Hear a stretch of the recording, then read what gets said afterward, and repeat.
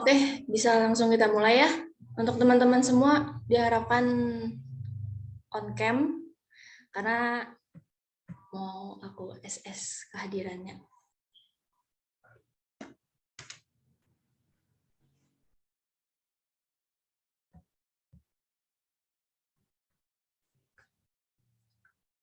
Oke.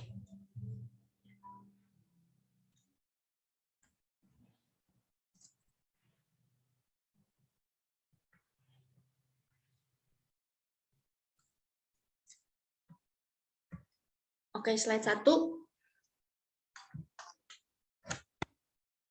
2. Slide 2.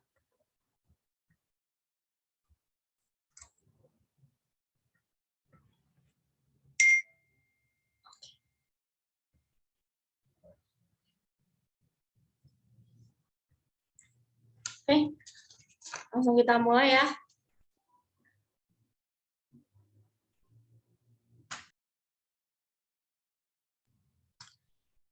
Oke, selamat siang kepada Miss Mary selaku dosen mata kuliah Pendidikan Kewarganegaraan, dan selamat siang juga kepada teman-teman semua.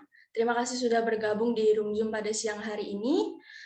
Saya berharap teman-teman semua dalam kondisi yang sehat, dan untuk teman-teman yang berpuasa, semoga puasanya tetap lancar. Oke, perkenalan sedikit, nama saya Cindy Teresa Sihite dengan NPM 216120139. Hari ini saya bertugas sebagai MC, dan presentasi kali ini adalah dari kelompok 6 dengan materi bagaimana hakikat, instrumentasi, dan praksis demokrasi Indonesia berdasarkan Pancasila dan Undang-Undang Dasar Negara Republik Indonesia tahun 1945. Sebelum masuk ke dalam materi, saya berharap teman-teman semua untuk tetap kondusif selama Zoom berlangsung, tetap on cam pastinya, dan jika nanti ingin bertanya pada sesi tanya jawab, diharapkan bisa mengaktifkan mikrofonnya atau bisa langsung raise hand. Oke, langsung saya serahkan kepada moderator. Baik, terima kasih Cindy Teresia Sihite. Sebelumnya, Assalamualaikum warahmatullahi wabarakatuh. Selamat siang dan salam sejahtera untuk kita semua. Yang terhormat kepada Miss Willia Mary SIP MM selaku dosen pengampun pendidikan kewarganegaraan dan teman-teman mahasiswa yang berbahagia. Puji syukur marilah kita panjatkan kepada Allah Subhanahu wa taala yang telah memberikan rahmat dan hidayahnya kepada kita semua, sehingga kita dapat mengikuti perkuliahan pada siang hari ini. Sebelumnya, perkenalkan, nama saya Lis Setiawati, NPM 2161201046, selaku moderator, dan rekan saya Fani Sumaidi Rabianto, NPM 2161201023 sebagai notulensi. Di sini saya akan memperkenalkan anggota dari kelompok 6, yaitu yang pertama ada saudari Revika Ingrid Jonas dengan NPM 2161201050. Yang kedua ada saudari Elizabeth Liliarti NPM 2161201035. Dan yang ketiga ada saudari Andriana Pertiwi NPM 2161201029. Dan yang keempat ada saudara Yosep Betano Krisandio dengan NPM 2161201050. Pada siang hari ini kita akan membahas mengenai bagaimana hakikat, instrumensi, dan praksis demokrasi Indonesia berdasarkan Pancasila dan Undang-Undang Dasar Negara Republik Indonesia 1945. Saya selaku moderator akan membacakan rangkaian presentasi pada siang hari ini. Yang pertama, pembukaan. Yang kedua, penyampaian materi oleh kelompok 6. Dan yang ketiga, sesi tanya jawab. Keempat, penyampaian dari notulensi. Dan keempat, penutup. Kelima, penyampaian tambahan dari Miss Willia Mary SIP MM selaku dosen pengampu. Acara yang pertama adalah pembukaan. Marilah kita buka dengan bacaan basmalah. Bismillahirrahmanirrahim. Acara kedua adalah penyampaian materi yang akan disampaikan oleh kelompok 6. Kepada Saudari Revika Ingrid Jonas, saya persilakan. Share screen-nya.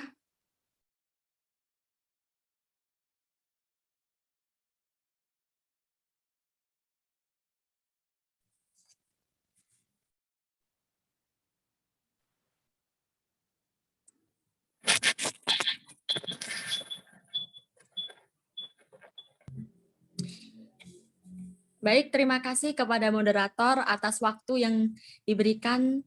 Sebelumnya selamat siang Miss Mary dan teman-teman. Di sini kami dari kelompok 6 akan mempresentasikan mengenai bagaimana hakikat, instrumentasi, dan praksis demokrasi Indonesia berlandaskan Pancasila dan Undang-Undang Dasar Negara Republik Indonesia 1945. Next.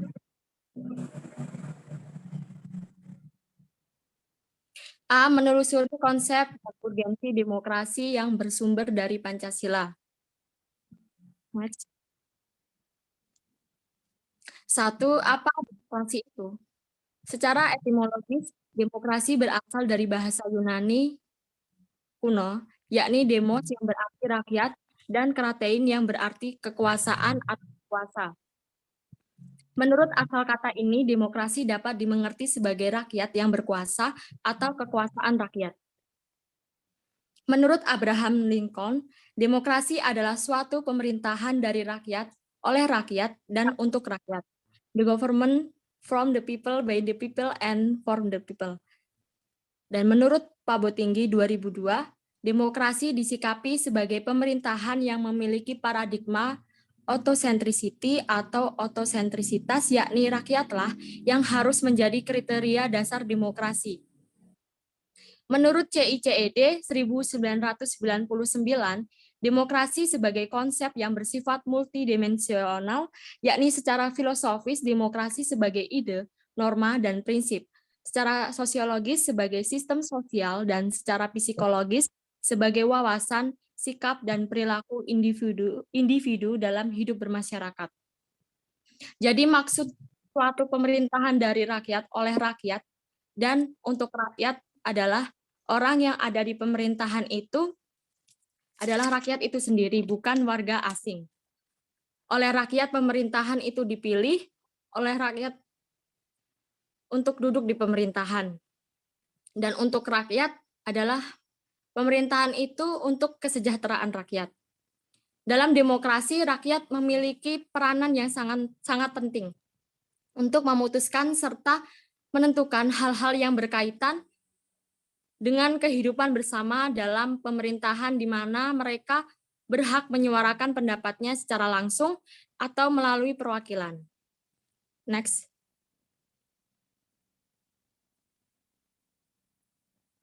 Dua, tiga tradisi pemikiran politik demokrasi.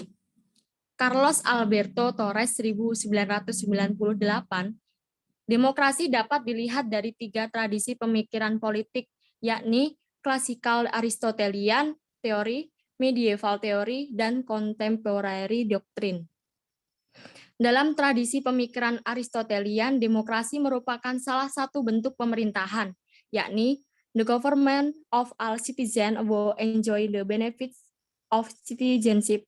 Dan yang kedua, medieval teori yang pada dasarnya menerapkan Roman law dan konsep populer sovereignty menempatkan a foundation for the exercise of power, leaving the supreme power in the hands of the people. Dan yang ketiga, contemporary doctrine of democracy. Konsep Republikan dipandang sebagai the most genuinely popular form of government. Yang dimaksud dari the government of all citizens will enjoy the benefits of citizenship adalah pemerintahan oleh seluruh warga negara yang memenuhi syarat kewarganegaraan. Dalam medieval teori, di mana suatu landasan pelaksanaan kekuasaan tertinggi di tangan rakyat. Dan sedangkan dalam contemporary doctrine of democracy memiliki konsep republik sebagai bentuk pemerintahan rakyat yang murni. Next.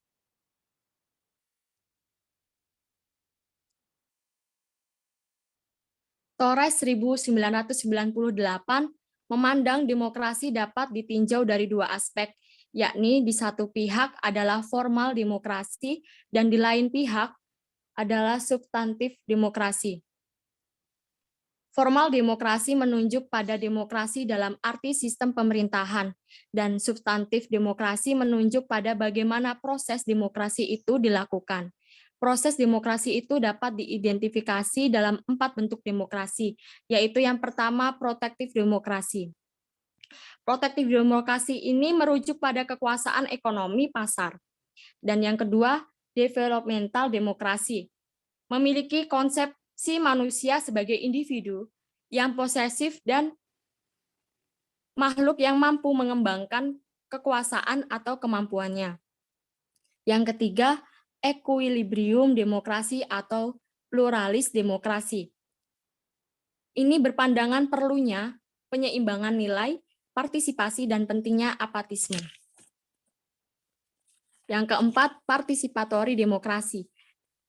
Ini mempunyai pemikiran bahwa kita dapat mencapai perubahan dalam ketidakseimbangan sosial dan kesadaran sosial.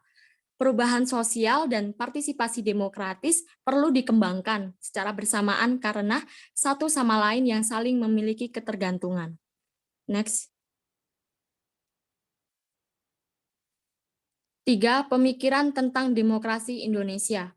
Menurut Budiarjo dalam buku Dasar Ilmu Politik 2008, demokrasi yang dianut di Indonesia adalah demokrasi yang berdasarkan Pancasila yang masih terus berkembang, dan sifat dan ciri-cirinya terdapat pelbagai tafsiran dan pandangan.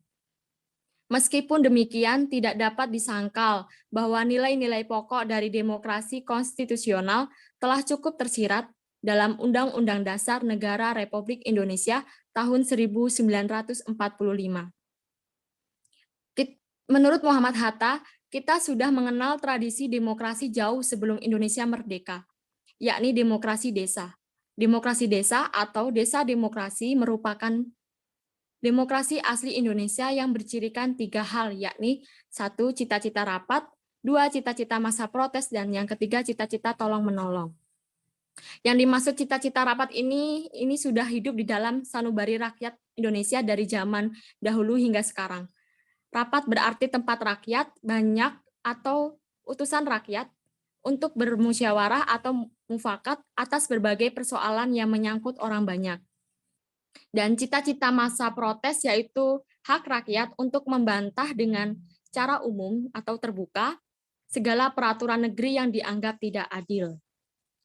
Dan yang ketiga yaitu cita-cita tolong-menolong. Masyarakat Indonesia sangat berpegang teguh pada semangat tolong-menolong dan gotong royong. Next.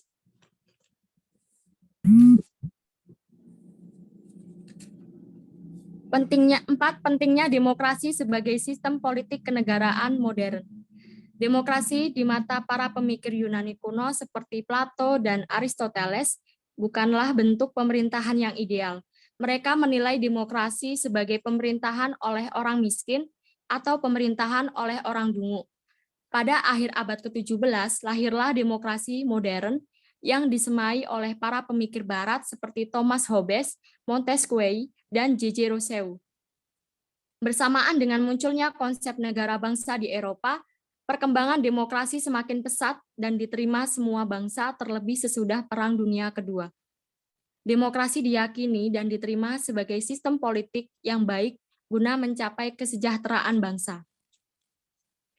Demokrasi sebagai sistem politik kenegaraan modern itu sangat penting karena apa? Yakni menjamin hak-hak dasar, adanya kesetaraan, pemenuhan kebutuhan umum, pembaharuan kebijakan sosial, dan kebebasan rakyat untuk menyampaikan pendapat. Selanjutnya akan dilanjutkan oleh Elizabeth Asih Liliarti.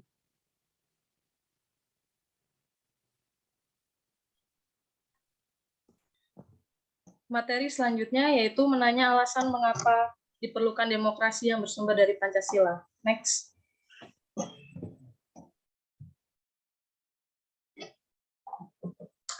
Apa permasalahan yang sedang dihadapi demokrasi Pancasila saat ini?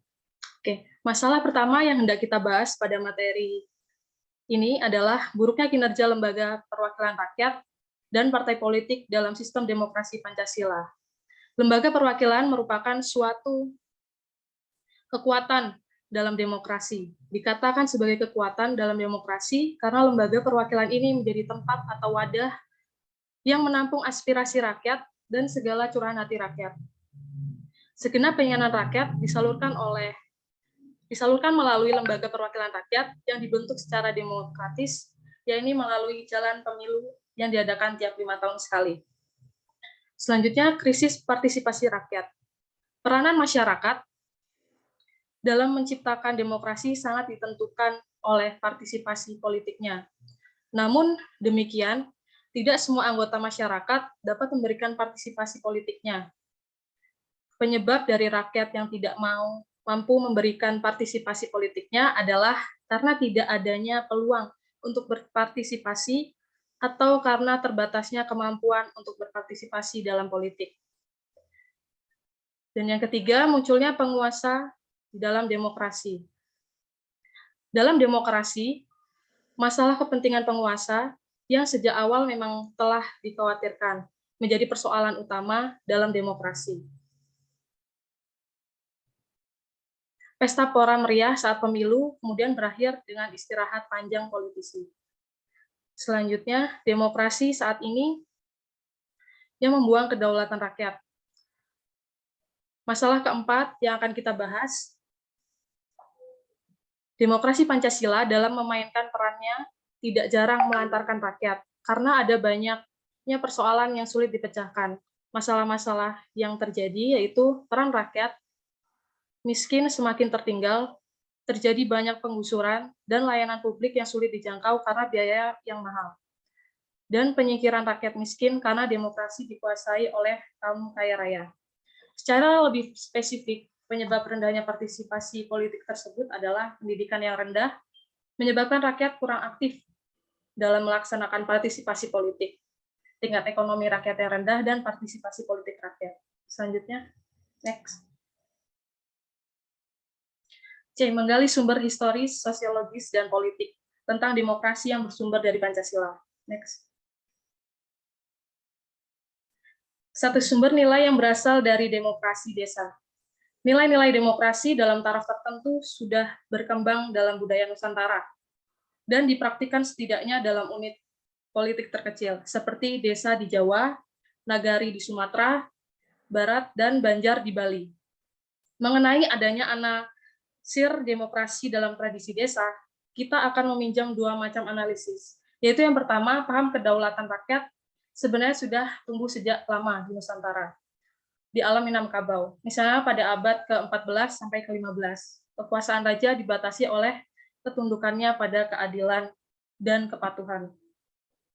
Yang kedua, tradisi demokrasi asli Nusantara tetap bertahan, sekalipun di bawah kekuasaan feodalisme raja-raja Nusantara, karena di banyak tempat di Nusantara, tanah sebagai faktor produksi. Yang penting tidaklah dikuasai oleh raja, melainkan dimiliki bersama oleh masyarakat desa.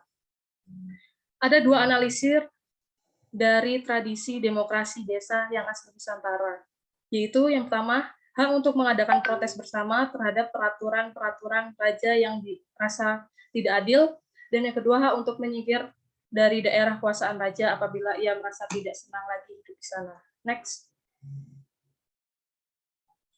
Kelima anasir demokrasi asli itu, yaitu yang pertama rapat, mufakat, gotong royong. Dan yang keempat, hak mengadakan protes bersama. Jadi jika peraturan raja yang dirasa tidak adil, kita bisa protes. Dan yang kelima, hak menyingkir dari daerah kekuasaan raja. Jadi jika kita tidak senang berada di daerah kekuasaan raja, kita bisa pindah. Next. 2. Sumber nilai yang berasal dari Islam. Nilai demokrasi yang berasal dari Islam bersumber dari akar teologisnya. Inti dari keyakinan Islam adalah pengakuan pada Tuhan Yang Maha Esa atau tauhid monoteisme. Dalam keyakinan ini, hanya Tuhanlah satu-satunya wujud yang pasti.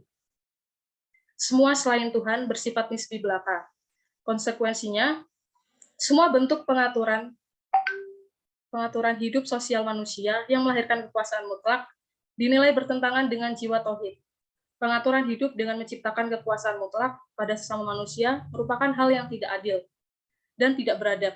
Sikap pasrah kepada Tuhan yang memutlakkan Tuhan dan tidak pada suatu yang lain, menghendaki tatanan sosial terbuka, adil, dan demokratis. Next. 3 sumber nilai yang berasal dari Barat. Pusat pertumbuhan demokrasi terpenting di Yunani adalah kota Athena, yang sering dirujuk sebagai contoh pelaksanaan demokrasi partisipasi dalam negara-negara sekitar abad ke-5 sebelum Masehi. Selanjutnya muncul pula praktik pemerintah seperti di Romawi, tepatnya di kota Roma, Italia, yaitu sistem pemerintahan republik. Kehadiran kolonialisme Eropa, khususnya Belanda di Indonesia, membawa dua sisi dan koin peradaban Barat. Sisi represi imperialisme, kapitalisme, dan sisi humanisme, demokratis, penindasan politik, dan penghisap ekonomi oleh imperialisme dan kapitalisme, yang tidak jarang bekerja sama dengan kekuatan-kekuatan feodalisme bumi putra. Menumbuhkan sikap anti penindasan, anti penjajahan, dan anti feodalisme di kalangan para perintis kemerdekaan bangsa. Next. Selanjutnya akan dilanjutkan oleh Yana.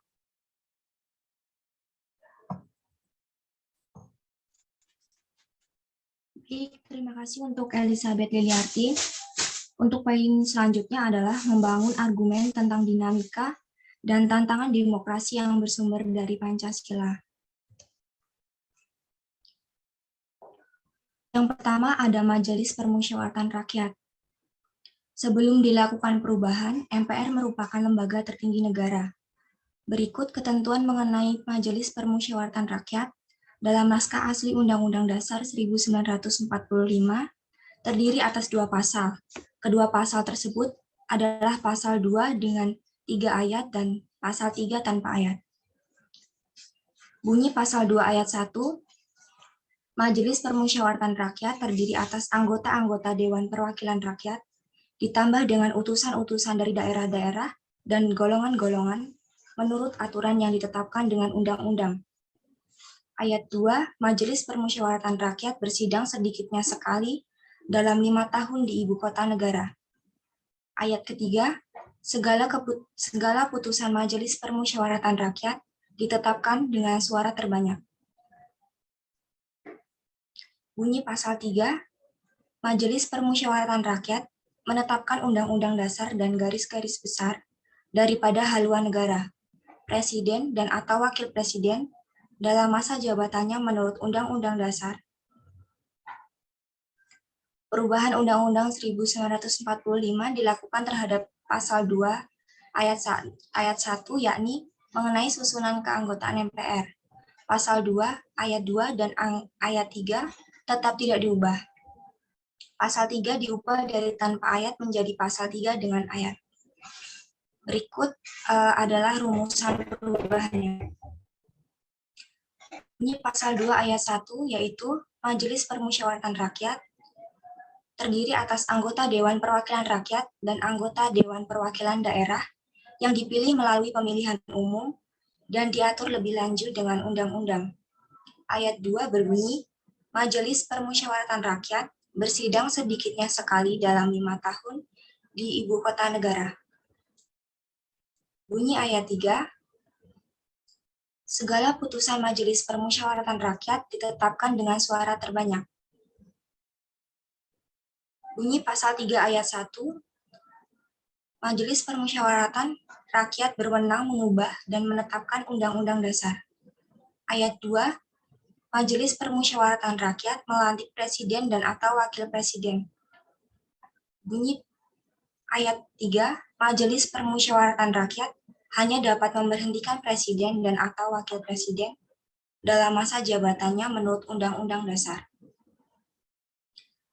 Setelah mengalami perubahan, terjadilah perubahan mendasar dalam sistem ketatanegaraan, yaitu perubahan dari sistem vertikal hierarkis dengan prinsip supremasi MPR menjadi sistem horizontal fundamental dengan prinsip checks and balance, yaitu saling mengawasi dan mengimbangi antar lembaga negara.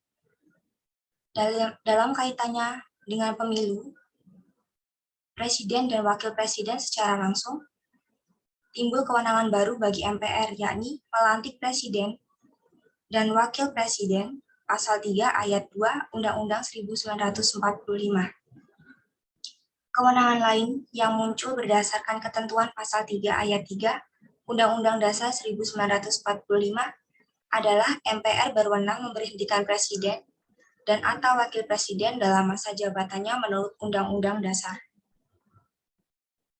Ketentuan ini harus dihubungkan dengan ketentuan pasal 7A Undang-Undang Dasar 1945 yang berbunyi, presiden dan atau wakil presiden dapat diberhentikan dalam masa jabatannya oleh Majelis Permusyawaratan Rakyat atas usul Dewan Perwakilan Rakyat, baik apabila terbukti telah melakukan pelanggaran hukum berupa pengkhianatan terhadap negara, korupsi, penyuapan, tindak pidana berat lainnya, atau perbuatan tercela, maupun apabila terbukti tidak lagi memenuhi syarat sebagai presiden dan atau wakil presiden.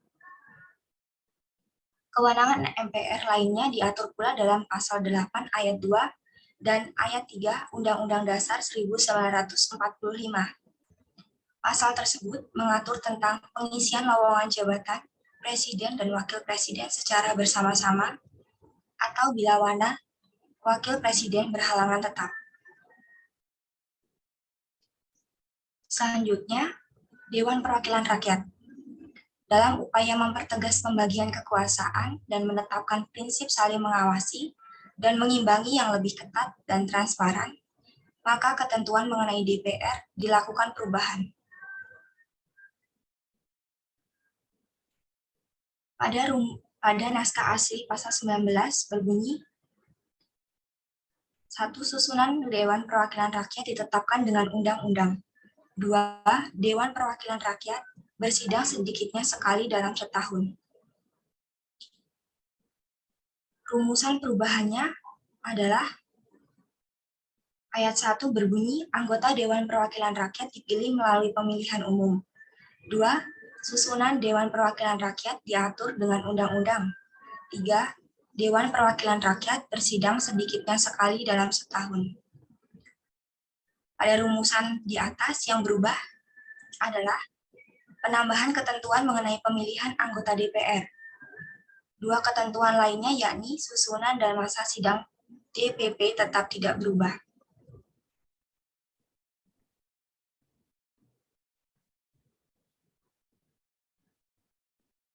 Perubahan Undang-Undang Dasar 1945 membawa pengaruh yang cukup besar terhadap kekuasaan DPR dalam membentuk undang-undang. Ketentuan kekuasaan DPR dalam membentuk undang-undang tercantum pada pasal 20.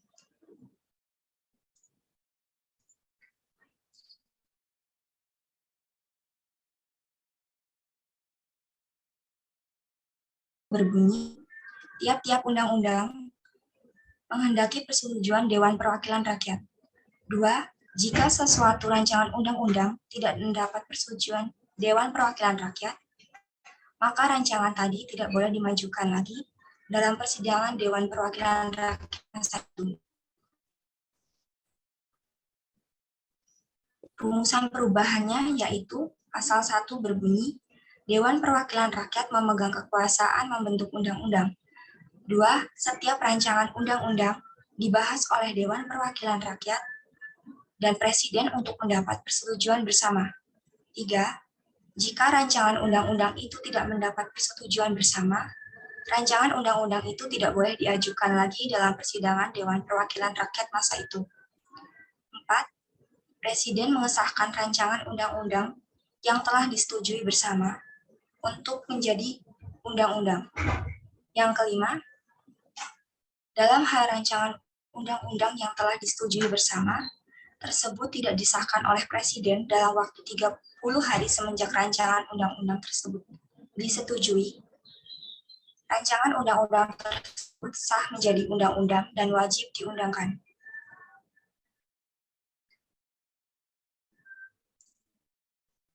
Ketentuan mengenai fungsi dan hak DPR serta hak anggota DPR diatur dalam pasal 20A dengan 4 ayat, yaitu pasal 20A yang berbunyi 1. Dewan Perwakilan Rakyat memiliki fungsi legislasi, fungsi anggaran, dan fungsi pengawasan. 2. Dalam melaksanakan fungsinya, selain hak yang diatur dalam pasal-pasal lain Undang-Undang Dasar ini, Dewan Perwakilan Rakyat mempunyai hak interpelasi, hak angket, dan hak menyatakan pendapat. 3.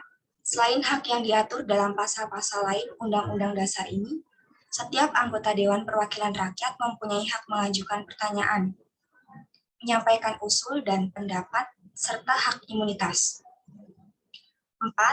Ketentuan lebih lanjut tentang hak Dewan Perwakilan Rakyat dan hak anggota Dewan Perwakilan Rakyat diatur dalam undang-undang. Menurut ketentuan pasal 20A ayat 1 Undang-Undang Dasar 1945, fungsi DPR ada 3, yaitu fungsi legislasi, fungsi anggaran, dan fungsi pengawasan. Fungsi legislasi sendiri adalah fungsi membentuk undang-undang yang dibahas dengan Presiden untuk mendapat persetujuan bersama.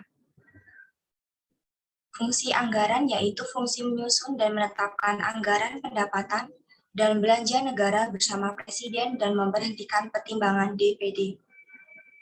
Sedangkan fungsi pengawasan adalah fungsi melakukan pengawasan terhadap pelaksanaan Undang-Undang Dasar Negara Republik Indonesia tahun 1945, Undang-Undang dan peraturan pelaksanaannya. Menurut ketentuan Pasal 20A ayat 2 Undang-Undang Dasar 1945, DPR mempunyai hak, yaitu hak interpelasi, hak angket, dan hak menyatakan pendapat. Hak interpelasi adalah hak DPR untuk meminta keterangan kepada pemerintah mengenai kebijakan pemerintah yang penting dan strategis, serta berdampak luas pada kehidupan bermasyarakat dan bernegara. Hak angket adalah hak DPR untuk melakukan penyelidikan terhadap kebijakan pemerintah yang penting dan strategis, serta berdampak luas pada kehidupan bermasyarakat dan bernegara yang diduga bertentangan dengan peraturan perundang-undangan. Sedangkan hak menyatakan pendapat adalah hak DPR sebagai lembaga untuk menyatakan pendapat terhadap kebijakan pemerintah atau mengenai kejadian luar biasa yang terjadi di tanah air atau situasi dunia internasional. Penyampaian hak ini disertai dengan rekomendasi penyelesaiannya atau sebagai tindak lanjut pelaksanaan hak interpelasi, hak angket, dan terhadap dugaan bahwa Presiden dan atau Wakil Presiden melakukan pelanggaran hukum berupa pengkhianatan terhadap negara, korupsi, penyuapan, dan tindak pidana berat lainnya atau perbuatan tercela, maupun tidak lagi memenuhi syarat sebagai Presiden dan atau Wakil Presiden. DPR juga memiliki hak tertentu. Hak-hak anggota DPR tersebut adalah mengajukan rancangan undang-undang, mengajukan pertanyaan, menyampaikan usul dan pendapat, memilih dan dipilih, membela diri, imunitas dan protokoler, keuangan dan administratif. Ada Dewan Perwakilan Daerah. Ketentuan mengenai Dewan Perwakilan Daerah merupakan hal baru dalam Undang-Undang Dasar 1945. Ketentuan ini diatur dalam pasal 22C dengan 4 ayat dan pasal 20D dengan 4 ayat. Bunyi pasal 22C ayat 1, anggota Dewan Perwakilan Daerah dipilih dari setiap provinsi melalui pilihan umum. 2. Anggota Dewan Perwakilan Daerah dari setiap provinsi jumlahnya sama dan jumlah seluruh anggota Dewan Perwakilan Daerah itu tidak lebih dari 1/3 jumlah anggota Dewan Perwakilan Rakyat. 3. Dewan Perwakilan Daerah bersidang sedikitnya sekali dalam setahun. 4. Susunan dan kedudukan Dewan Perwakilan Daerah diatur dengan undang-undang. Kemudian, bunyi pasal 22D Ayat 1. Dewan Perwakilan Daerah dapat mengajukan kepada Dewan Perwakilan Rakyat rancangan undang-undang yang berkaitan dengan otonomi daerah, hubungan pusat dan daerah, pembentukan dan pemekaran, serta penggabungan daerah, pengelolaan sumber daya alam dan sumber daya ekonomi lainnya, serta yang berkaitan dengan perimbangan keuangan pusat dan daerah. 2. Dewan Perwakilan Daerah ikut membahas rancangan undang-undang yang berkaitan dengan otonomi daerah, hubungan pusat daerah, pembentukan, pemekaran dan penggabungan daerah, pengelolaan sumber daya alam dan sumber daya ekonomi lainnya, serta perimbangan keuangan pusat dan daerah, memberikan pertimbangan kepada Dewan Perwakilan Rakyat atas Undang-Undang Anggaran Pendapatan dan Belanja Negara, dan rancangan undang-undang yang berkaitan dengan pajak, pendidikan, dan agama. 3. Dewan Perwakilan Daerah dapat melakukan pengawasan atas pelaksanaan undang-undang mengenai otonomi daerah, pembentukan, pemekaran, dan penggabungan daerah, hubungan pusat dan daerah, pengelolaan sumber daya alam dan sumber ekonomi lainnya, pelaksanaan anggaran pendapatan dan belanja negara, pajak, pendidikan, dan agama, serta menyampaikan hasil pengawasannya itu kepada Dewan Perwakilan Rakyat sebagai bahan pertimbangan untuk ditindaklanjuti. 4. Anggota Dewan Perwakilan Daerah dapat diberhentikan dari jabatannya yang syarat-syarat dan tata caranya diatur dalam undang-undang. Perwakilan di Indonesia ini merupakan sistem yang khas, sebab di samping terdapat DPR sebagai lembaga perwakilan berdasarkan aspirasi rakyat, juga ada DPD sebagai lembaga penampung aspirasi daerah.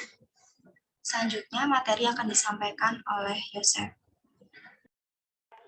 Oke, terima kasih. Materi akan saya lanjutkan. Mendeskripsikan esensi dan urgensi demokrasi Pancasila. Kehidupan demokratis yang bagaimana yang kita kembangkan. Demokrasi itu selain memiliki sifat yang universal, yakni diakui oleh seluruh bangsa yang beradab di seluruh dunia, juga memiliki sifat yang khas dari masing-masing negara.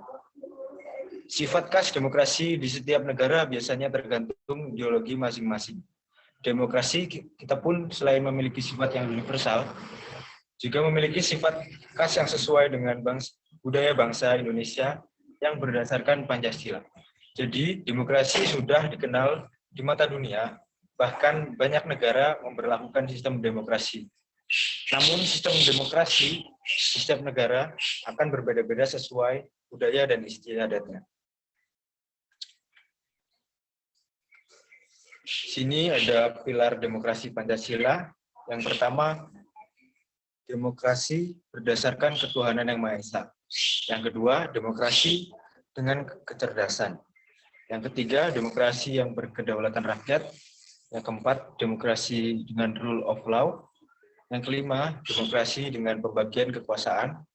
Yang keenam, demokrasi dengan hak asasi manusia. Yang ketujuh, demokrasi dengan pengadilan yang merdeka. Nomor 8, demokrasi dengan otonomi daerah. 9, demokrasi dengan kemakmuran. Yang 10, demokrasi yang berkeadilan.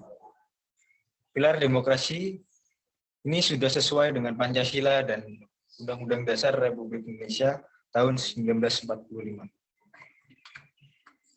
Selanjutnya, mengapa kehidupan yang demokratis itu penting?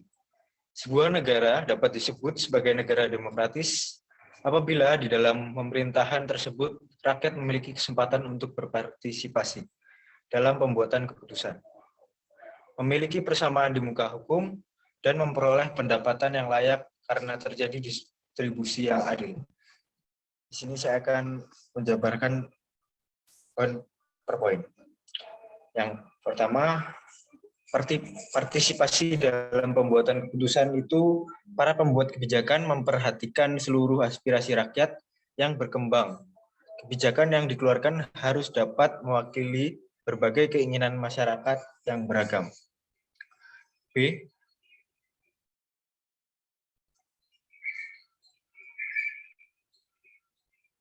Persamaan kedudukan di depan hukum. Semua rakyat memiliki kedudukan yang sama di depan hukum. Yang C. Distribusi pendapatan secara adil. Dalam negara demokrasi, semua bidang dijalankan dengan berdasarkan prinsip keadilan bersama dan tidak berat sebelah, termasuk di dalam bidang ekonomi. Jadi, demokrasi itu penting untuk membuktikan kebebasan kepada masyarakat dalam mengemukakan pendapat dan menjamin terciptanya pemerintahan yang bersih. Sistem demokrasi juga menghindarkan tindakan sewenang-wenang terhadap warga negara. Oke, slide selanjutnya. Bagaimana penerapan demokrasi dalam pemilihan pemimpin politik dan pejabat negara? Indonesia merupakan negara yang menganut demokrasi perwakilan. Rakyat tidak dengan langsung menjalankan pemerintahan, akan tetapi mewakilkan kepada wakil-wakil rakyat yang duduk di lembaga perwakilan rakyat. Lembaga perwakilan rakyat yaitu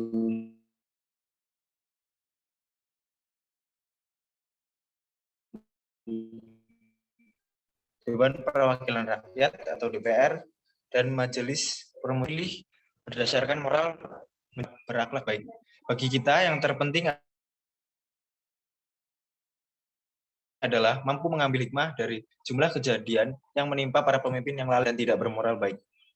Oke, slide selanjutnya.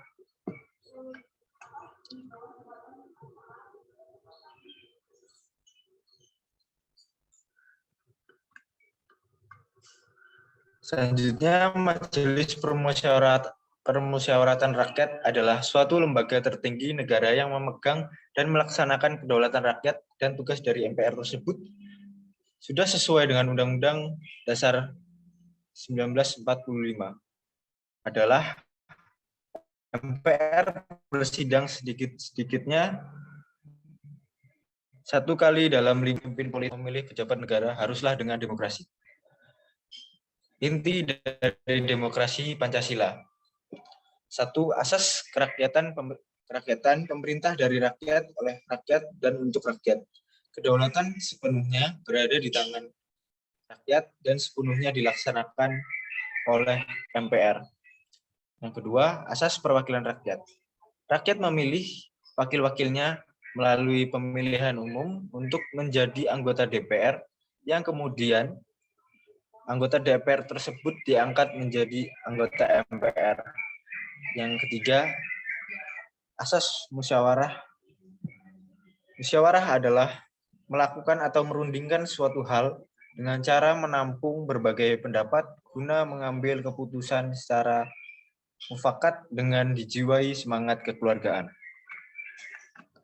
Oke, demikianlah presentasi dari kelompok kami. Saya kembalikan ke moderator. Baik, terima kasih kepada pemateri yang sudah menyampaikan materinya. Baik, kita masuk ke sesi selanjutnya, yaitu sesi tanya-jawab. Sebelum masuk ke sesi tanya-jawab, ada peraturannya. Yang pertama, audiens diharapkan tenang saat diskusi berlangsung. Dan tetap on cam, semuanya tidak ada yang off cam. Dan yang kedua, sebelum bertanya, diharuskan menyebutkan nama dan NPM-nya dengan jelas, supaya notulensi bisa menulisnya dengan jelas. Dan yang ketiga, pertanyaan dibuka dengan 3 sesi. Ada sesi pertama, sesi kedua, dan sesi ketiga. Yang terakhir, pertanyaan ditampung terlebih dahulu, kemudian kelompok 6 akan diberikan waktu jeda selama 3 menit untuk menjawabnya. Demikian peraturannya. Oke, dipersilakan kepada audiens yang ingin bertanya.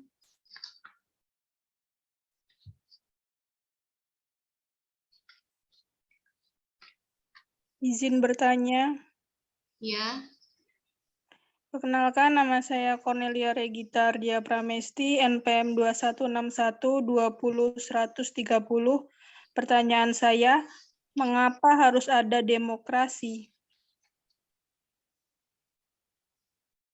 Oke, kepada notulens, apa sudah cukup jelas?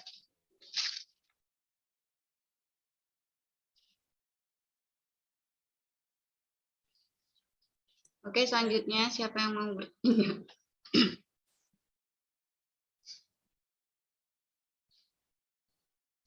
Izin bertanya. Ya, Perkenalkan, nama saya Rizka Pujananda, NPM 216120100006. Pertanyaan saya, bagaimana konsep demokrasi yang bersumber dari Pancasila? Terima kasih. oke. Selanjutnya,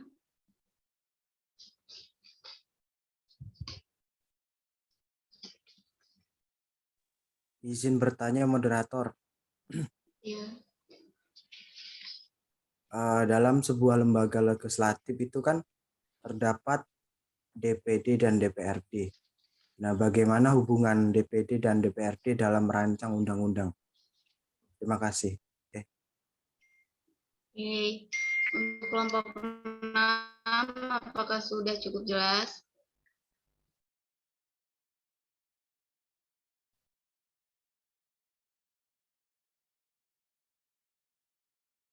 Satu lagi yang mau bertanya?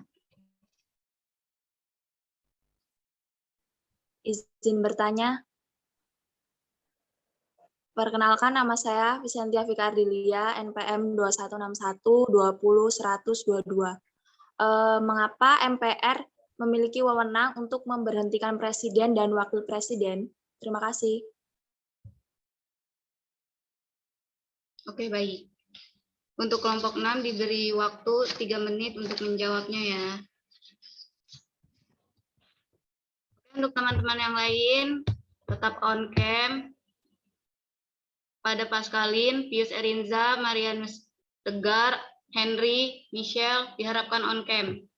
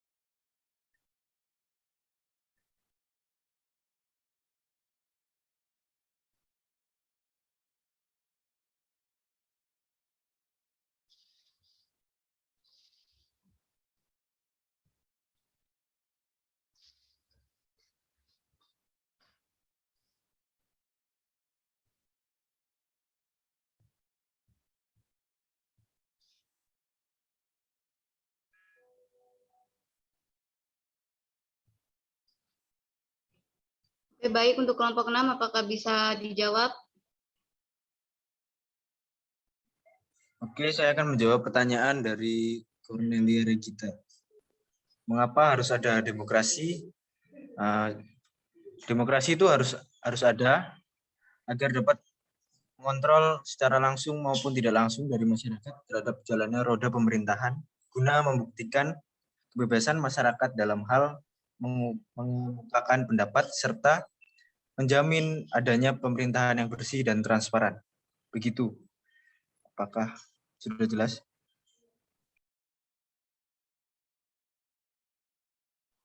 Sudah jelas, terima kasih.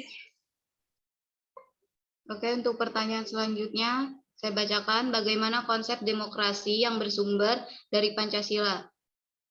Kepada kelompok 6 yang ingin menjawab.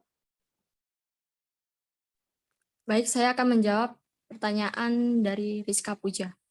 Bagaimana konsep demokrasi yang bersumber dari Pancasila? Berdasar ideologinya, demokrasi Indonesia adalah demokrasi yang berdasar Pancasila. Demokrasi Pancasila dalam arti luas adalah kedaulatan atau kekuasaan tertinggi ada pada rakyat, yang dalam penyelenggaraannya dijiwai oleh nilai-nilai Pancasila. Apakah bisa dipahami oleh Rizka Puja? Baik, sudah paham. Terima kasih. Oke, tadi Saudari Vika menanyakan, mengapa MPR memiliki wewenang untuk memberhentikan presiden dan wakil presiden? Kepada kelompok 6, disilakan menjawab. Baik, saya akan menjawab pertanyaan dari Vika. Karena MPR merupakan lembaga tinggi negara yang juga salah satu lembaga politik Indonesia yang anggotanya berasal dari dua lembaga tinggi negara lainnya, yaitu DPR dan DPD. Yang keduanya juga lembaga politik Indonesia. Maka keputusan yang dibuat oleh MPR adalah keputusan politik jika memberhentikan presiden dan atau wakil presiden. Bisa dipahami ya, Tika? Paham, terima kasih.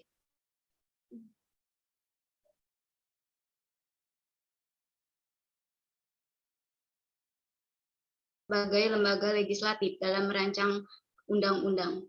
Untuk kelompok 6, dipersilakan menjawab. Baik, saya akan menjawab pertanyaan dari Cornelius Randy. Bagaimana hubungan antara DPD dan DPR sebagai lembaga legislatif dalam merancang undang-undang? DPD itu memberikan pertimbangan kepada DPR atas rancangan undang-undang, anggaran pendapatan dan belanja negara, dan rancangan undang-undang yang berkaitan dengan pajak, pendidikan, dan agama, pasal 44.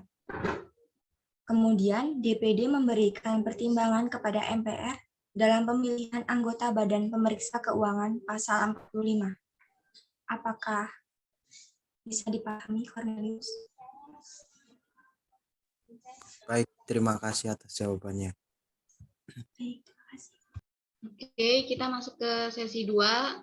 Sesi 2 saya buka untuk 3 orang. Yang ingin menanya, boleh.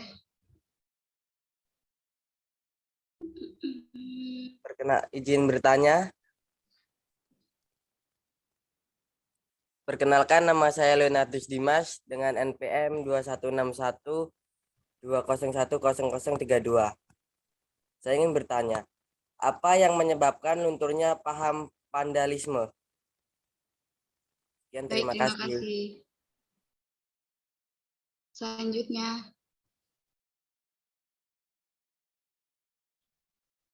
Izin bertanya.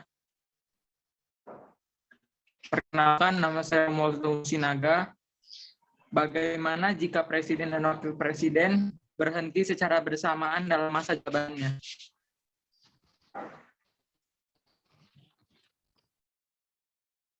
Oke, yang terakhir.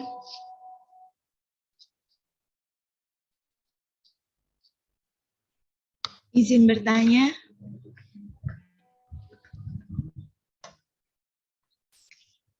Perkenalkan, nama saya Clara Tiara Kusuma, NPM 2161201115. Di sini saya bertanya mengenai bagaimana demokrasi dalam pandangan Islam. Terima kasih. Baik, terima kasih. Oke, untuk kelompok 6, saya akan membacakan ulang pertanyaan dari audiens. Yang pertama dari saudara Leo, apa yang menyebabkan lunturnya paham feodalisme? Pada kelompok 6, silakan menjawab. Baik, saya akan menjawab pertanyaan dari Leo.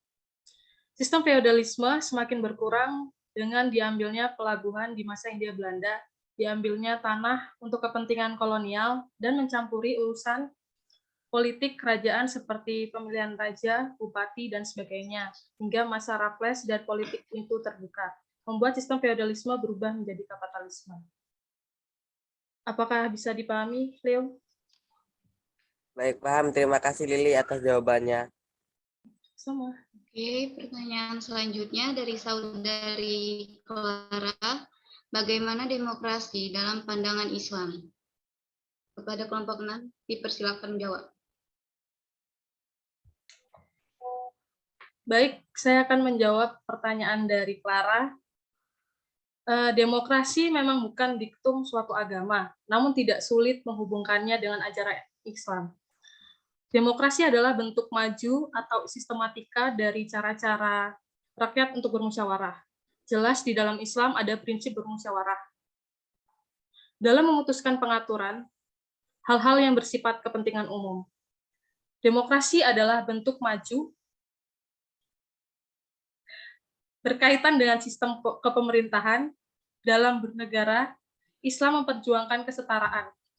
Oleh karena itu, kaidah-kaidah kepemerintahan menurut pandangan Islam menekankan prinsip kesetaraan. Apakah bisa dipahami, Clara?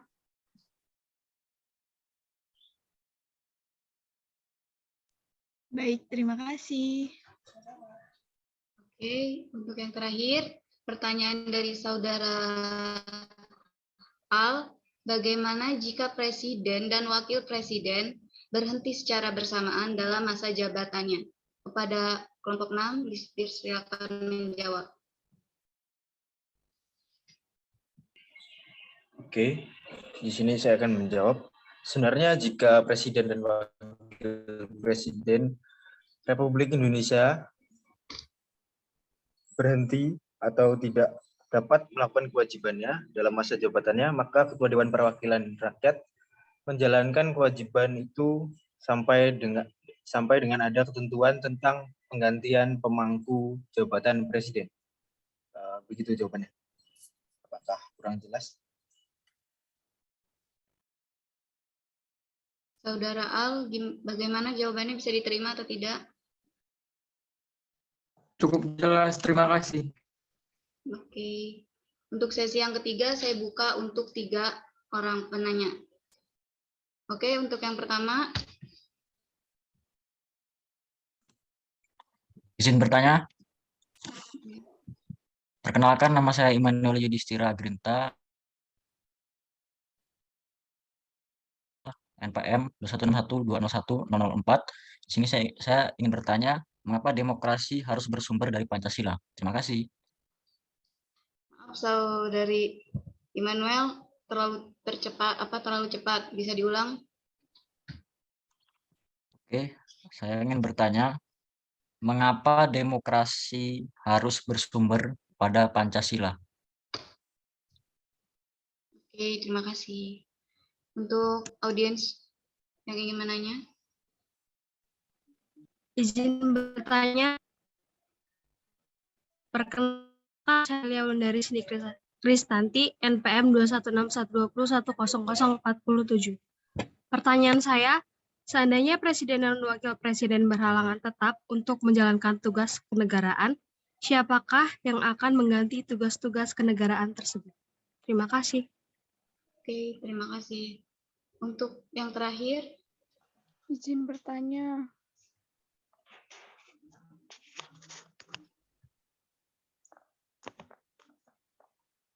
Izin bertanya, apakah suara saya kedengaran? Terlalu kecil.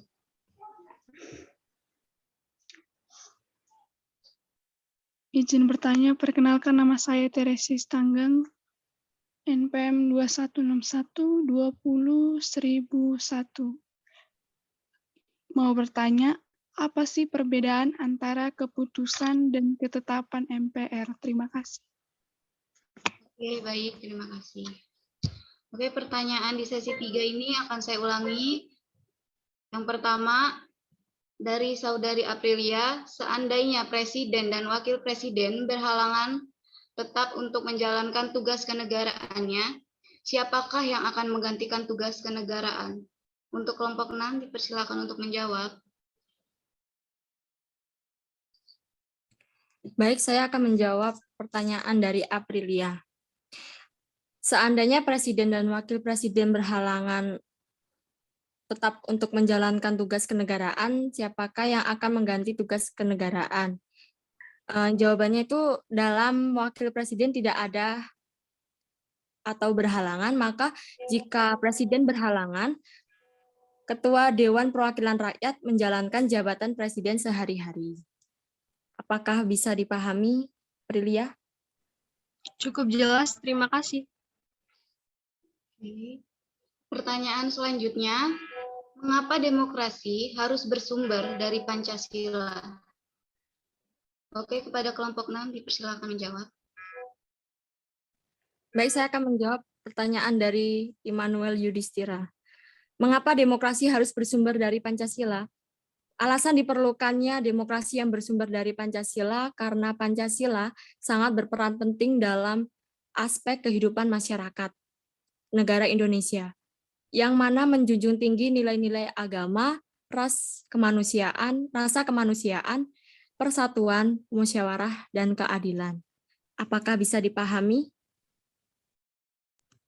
Baik, terima kasih. Baik, pertanyaan selanjutnya dari Saudari Teresia Sitanggang. Apakah perbedaan antar keputusan dan ketetapan MPR? Kepada kelompok 6 dipersilakan.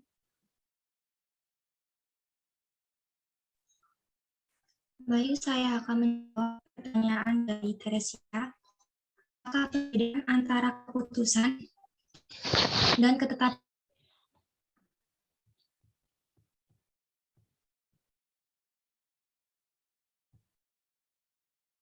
keluar dan ke dalam majelis, sedangkan keputusan MPR itu putusan majelis yang mempunyai kekuatan hukum mengikat ke dalam majelis. Apakah sudah bisa dipahami? Boleh diulangi sekali lagi, putus-putus. Apakah suara saya sudah terdengar jelas?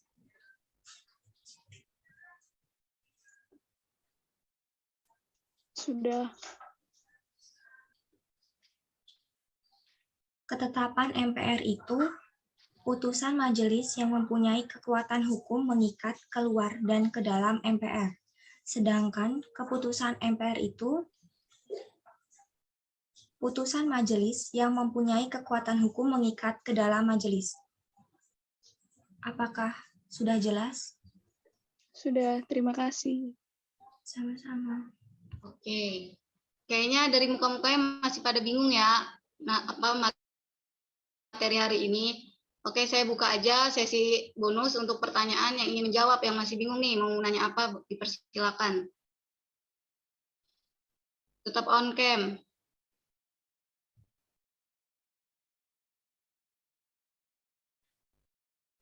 Izin bertanya. Ya. Perkenalkan, nama saya Pascaina Ontias, NPM saya 2161-2010-040. Di sini saya akan bertanya, apa manfaat dari demokrasi? Makasih. Oke, terima kasih Pascalin. Untuk teman-teman yang ingin menanya,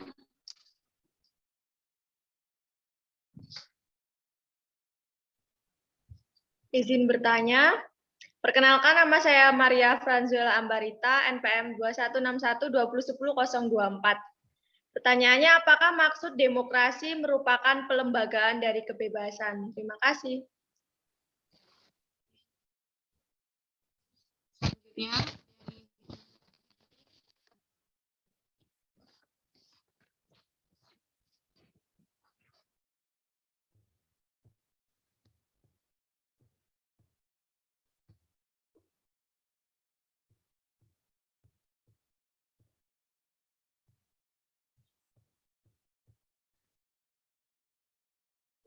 baik, mungkin cukup yang bertanya. Saya akan membacakan ulang pertanyaan dari audiens. Yang pertama dari Saudari Pascalin, apakah manfaat dari demokrasi? Kepada kelompok 6 dipersilakan menjawab. Baik, di sini saya akan menjawab pertanyaan dari Pascalin. Apa manfaat dari demokrasi? Ada beberapa manfaat utama dari digunakannya demokrasi dalam suatu negara. Beberapa di antaranya yakni kesetaraan terhadap setiap warga negara, kebebasan masyarakat untuk menyampaikan maupun mengemukakan pendapat, menjamin berbagai hak dasar warga negara, memenuhi kebutuhan umum masyarakat, dan membuat masyarakat bisa memiliki tanggung jawab. Apakah bisa dipahami, Pascalin? Baik, bisa, terima kasih. Baik, untuk pertanyaan yang kedua dari Saudara Maria, apakah maksud demokrasi merupakan pelembagaan dari kebebasan? Untuk kelompok 6, silakan menjawab.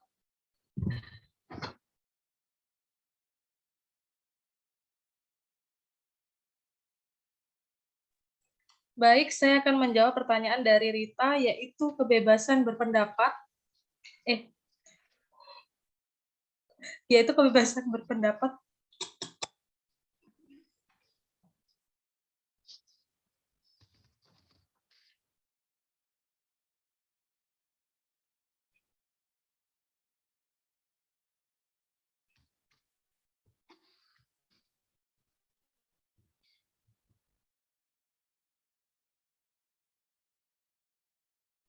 Maaf, saya akan menjawab pertanyaan dari Maria. Apa maksud demokrasi merupakan pelembagaan dan kebebasan? Yaitu kebebasan berpendapat, artinya kebebasan seseorang untuk menyampaikan suatu secara bebas. Apakah sudah jelas? Baik, sudah.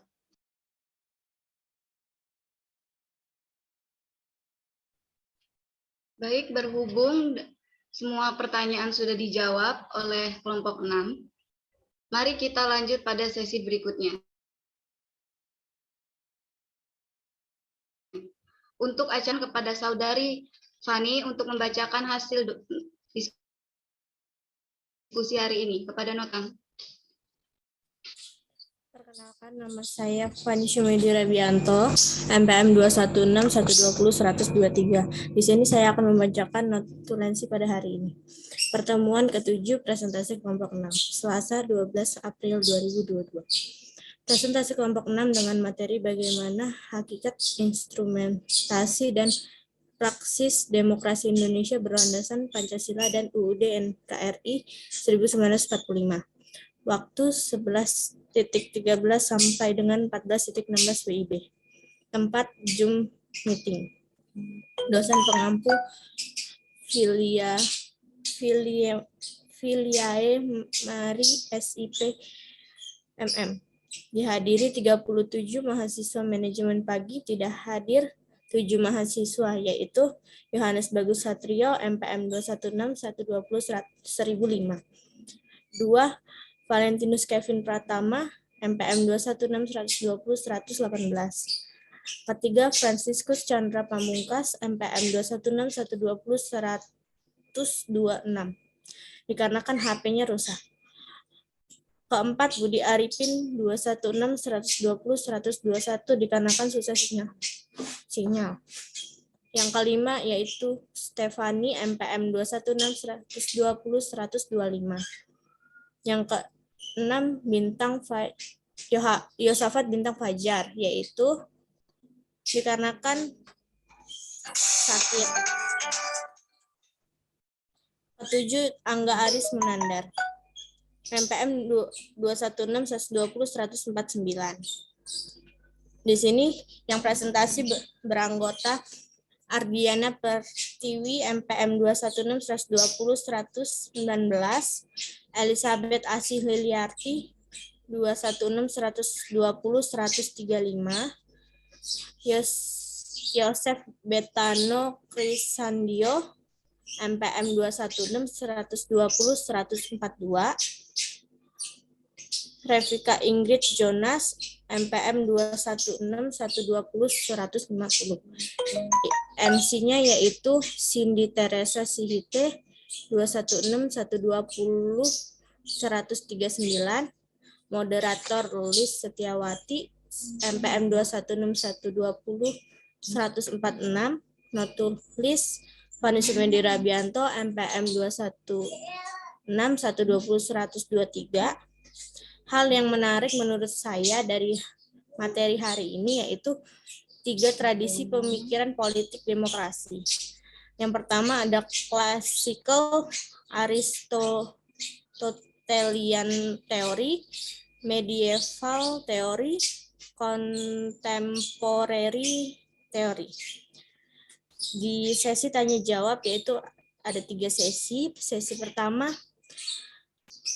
yang bertanya ada Cornelia Regita Ardia Pramesti, MPM 216120130, dijawab oleh Yosef Betano Krisandio, MPM 216120142. Nah, yang kedua ada Rizka Puja Ananda, MPM 216120006, dijawab oleh Revika Ingrid Jonas 216120150.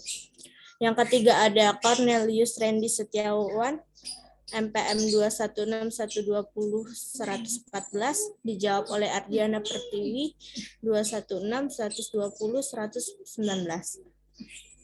Yang keempat ada Vicentia Vika Ardilia, MPM 216120122, dijawab oleh Elizabeth Asih Liliarti, MPM 216 120 135.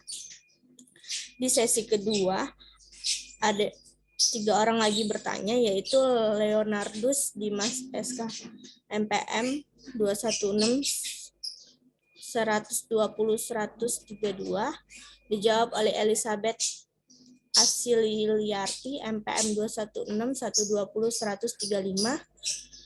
Yang kedua ada Romualdus Domus Sinaga, MPM 216 120 143, dijawab oleh Yosef Betano Krisandio, MPM 216 120 142. Yang ketiga ada Clara Tiara Kusuma, MPM 216 120 115. Dijawab oleh Elizabeth Asih Liliarti, MPM 216 120 135. Di sesi ketiga ada 3 orang lagi bertanya. Yang pertama ada Immanuel Yudhistira Agrinta, MPM 216 120 1004.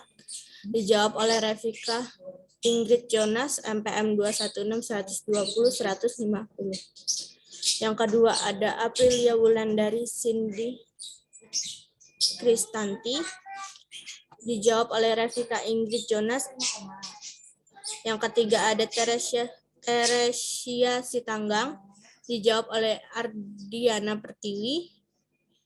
Di sesi keempat ada Pascaline Nawang Tias, dijawab oleh Revika Ingrid Jonas. Yang kedua ada Maria Franzuela Ambarita, dijawab oleh Elizabeth Asih Liliarti.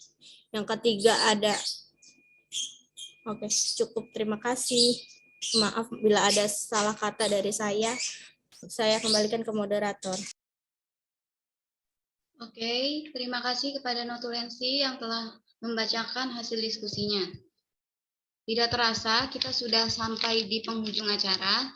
Saya selaku moderator mengucapkan terima kasih kepada kelompok 6 yang telah mempresentasikan hasil diskusi pada siang hari ini dan telah menjawab pertanyaan dari seluruh audiens. Saya minta maaf apabila dalam menyampaikan terdapat salah kata dan kurang selama menjadi moderator. Saya akhiri, wassalamualaikum warahmatullahi wabarakatuh.